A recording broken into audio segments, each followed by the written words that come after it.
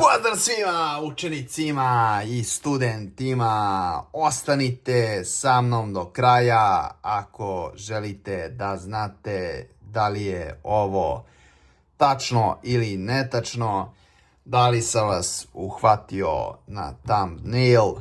Dakle, 25 minus 5 podijeljeno sa 5, da li je ovo istinita rečenica?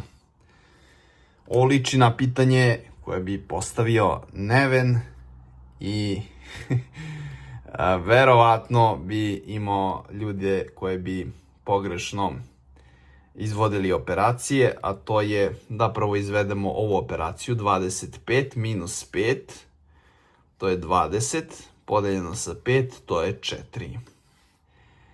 I zašto je ovo ipak tačno rečenica?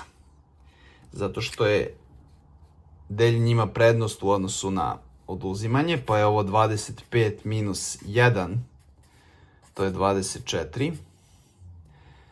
Ali ovdje piše 4, ovo je znak uzvika. To je oznaka za 4 faktorijal. A 4 faktorijal je 4 puta 3 puta 2 puta 1.